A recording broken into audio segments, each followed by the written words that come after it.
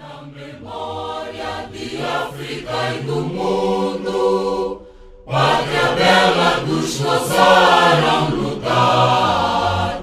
Moçambique, o teu nome é liberdade, o sol de junho para sempre brilhará.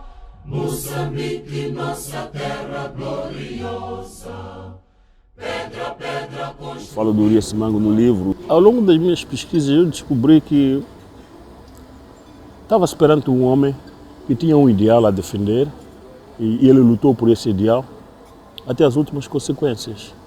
Porque eu penso que Uriah tinha tudo para desistir da luta e levar uma vida como alguns dos seus camaradas na altura fizeram. Abandonaram a luta pura e simplesmente e foram sentar noutros países e tiveram morte natural.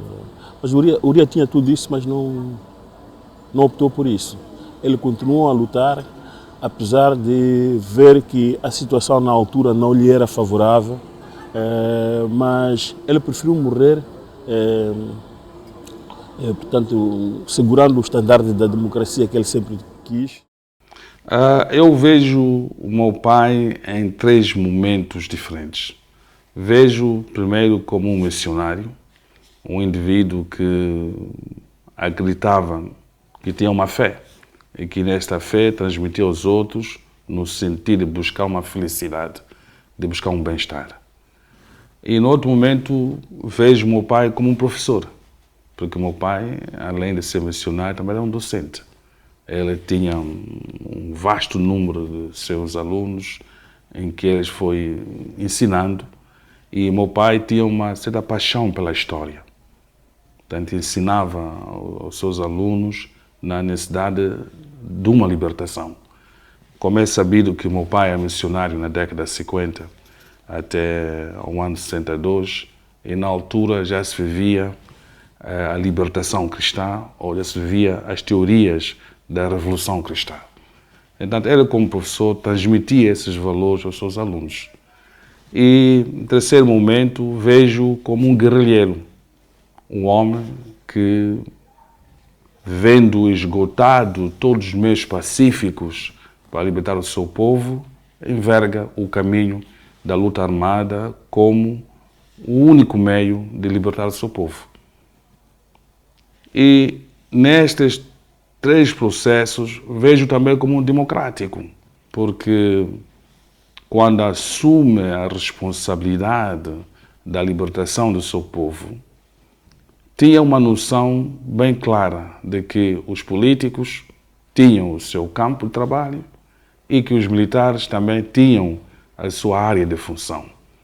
Mas também acreditava de que devia haver uma ação comum, uma ação política militar, mas todos assente em valores da democracia.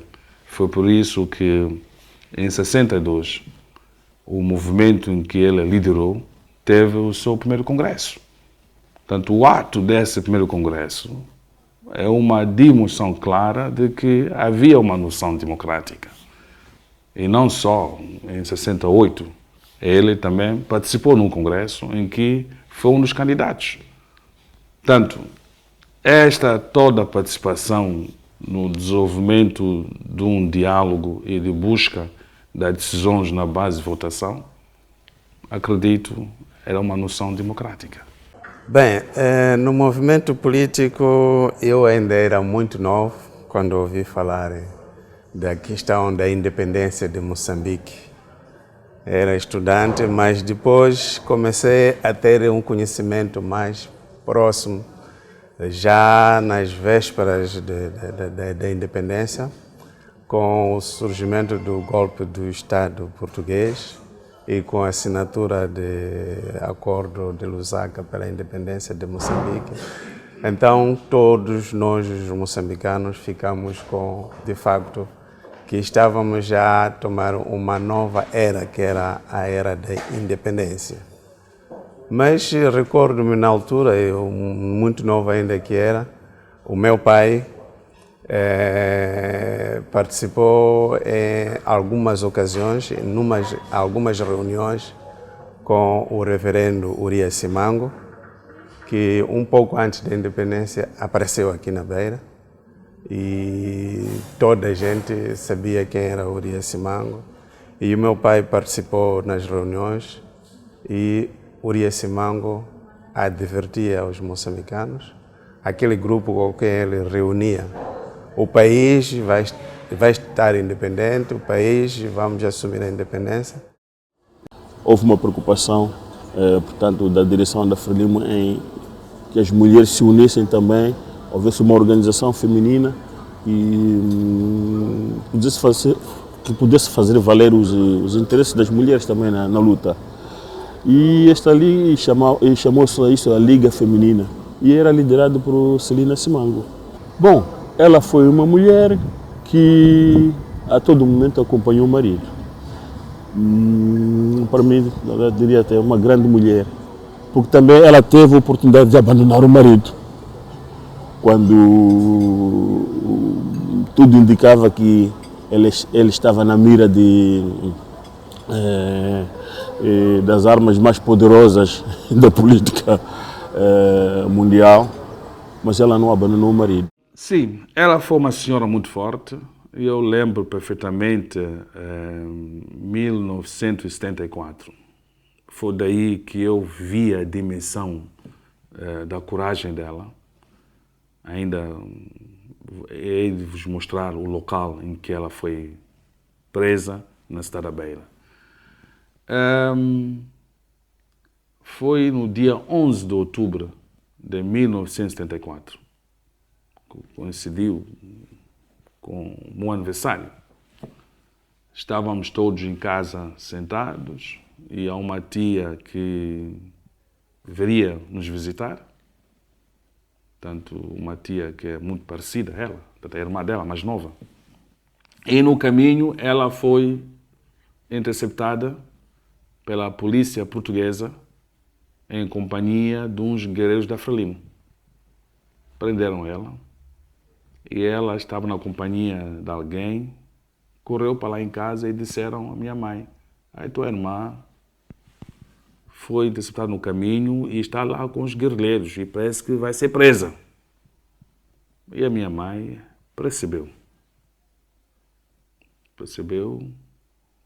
pediu uma capelana, ela amarrou-se e disse a uma das irmãs mais novas: "Cuide bem os meus filhos, não sei se vou voltar ou não." E foi em direção onde estava a irmã detida e disse àqueles senhores da polícia portuguesa: "A quem estão à procura sou eu, não ela. Então libertem ela." E foi assim. Foi daí então que vi a dimensão desta mulher, que é a nossa mãe, uma mulher muito forte e com muitas convicções. E outro aspecto muito histórico, que eu ainda lembro e guardo, é a última carta que ela fez. Uma carta assinada em 83.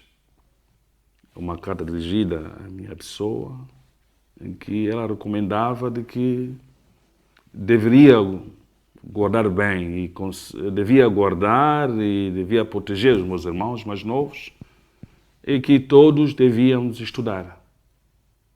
É que a escola é que seria a nossa... Foi assim mesmo, a escola será a vossa arma de libertação. E não tenham vergonha de serem simangos e muxangas.